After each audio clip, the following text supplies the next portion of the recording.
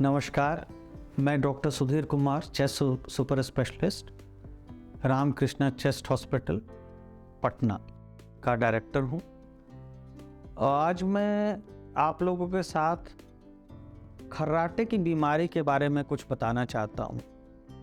जब खर्राटे की बीमारी एक लेवल से ज़्यादा हो जाती है तो ऐसे मरीजों को रात में बार बार नींद में ही सांस रुक जाती है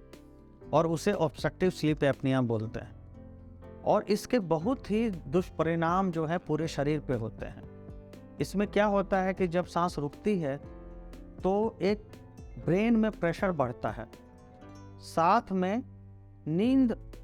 हल्की टूटती है, वो बार बार नींद को ब्रेक करती है, साइकिल को ब्रेक करती है, जिससे कि स्वस्थ नींद होना ख़त्म हो जाता है। इसके अलावा ऑक्सीजन जो है उतने देर तक लंग्स को और पूरे शरीर को नहीं मिलता, जिससे कि सारे अंग पे दुष्प्रभाव पड़ता है। इसके अलावा उतनी देर में मरीज के हार्ट की गति जो है, जब वो सांस बंद होती है तो हार्ट की गति असामान्य हो जाती है, कभी ज़्यादा कभी बहुत कम हो जाती है। साथ में उस समय हार्ट का प्रेशर या जिसे ब्लड प्रेशर कहते हैं वो बढ़ता है। इसके साथ साथ कुछ हॉर्मोन्स होते हैं जो हार्ट और किडनी को असर करते हैं, ब्रेन को भी असर करते हैं। तो कई चीज़ें जो हैं एक साथ चलती हैं और कई बार मरीजों को ऐसा देखा गया है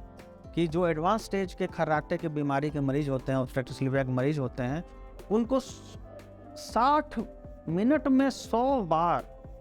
सांस रुक जाती है और वो कई बार 15 सेकेंड, आधा मिनट, कभी कभी 1 मिनट, 1.5 मिनट तक भी सांस रुकी पड़ी रहती है। तो ऐसे मरीजों का क्या होता है कि जब वो खर्राटा ले रहे होते हैं, अगर कोई दूसरा व्यक्ति सुने तो वो देखते हैं कि खर्राटा बहुत तेज होते होते खर्राटा रुक गया, पर अगर वो उस समय वो उनको आधा 1 मिनट वॉच करें तो देखेंगे कि वो उनका सांस ही नहीं चल रहा, वो मृत प्राय से हैं। तो ऐसे मरीजों को खर्राटा टेस्ट या स्लीप टेस्ट या जिसे पॉलीसोमनोग्राफी है वो कराना चाहिए। और अब इसका इलाज में सबसे इम्पोर्टेंट जो होता है वजन का कम करना, क्योंकि अधिकतर मरीज का वजन बहुत ज़्यादा होता है और ये माना गया है कि अगर वो वजन 15% कम कर ले तो खर्राटा की बीमारी जो है कम हो जाती है और ऑब्स्ट्रक्टिव स्लीप एपनिया भी कम होने लगता है। इसके अलावा ऐसे मरीज को कहा जाता है कि वो करवट में सोए और करवट में सो के अधिकतर समय निकालें और चित ना सोएं, क्योंकि चित सोने से गला और बंद हो जाता है और ऑब्स्ट्रक्टिव स्लीप एपनिया होने लगता है। इसके अलावा ऐसे मरीज को ये कहा जाता है कि वो अपनी एक्सरसाइज कैपेसिटी बढ़ाएं, अपने फूड हैबिट्स पे कंट्रोल करें, बैलेंस डाइट लें और वेट रिडक्शन की तरफ जाएं। और एक्सरसाइज के लिए उन्हें जो है प्रेरित किया जाता है कि वो चाहे जॉगिंग करें या वो फास्ट वॉकिंग करें और बॉडी को हमेशा एक्सरसाइज से फिट रखने की कोशिश करें। साथ में ये देखा जाता है कुछ टेस्ट करके कि किस स्तर पर किस तरह की जो है वो रुकावट है और क्या वो उस कारण का निदान करके, ऑपरेशन करके या कोई दवाई देके उसको ठीक किया जा सकता है कि नहीं। और अगर वो कारण नहीं मिलता है तो ऐसे मरीजों को फिर कोई खास ऑपरेशन जो कि सब में सक्सेसफुल नहीं होते, या फिर उन्हें एक मशीन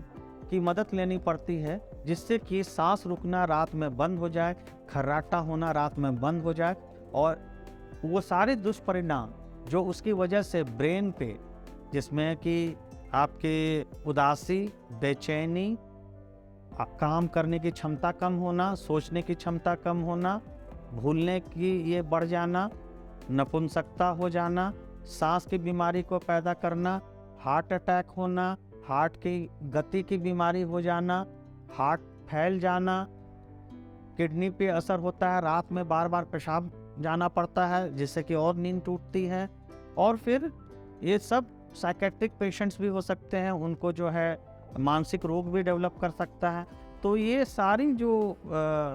तकलीफ़ें हैं वो सारी की संभावना उसी समय से कम होनी शुरू हो जाती है जब से वो उस मशीन का उपयोग करने लगते हैं। तो दोस्तों, आज शॉर्ट में आपने ये जाना कि खर्राटा कोई बहुत अच्छी चीज़ नहीं है, और अगर वो बीमारी पैदा कर दे तो वो जानलेवा साबित होती है। बहुत बहुत धन्यवाद।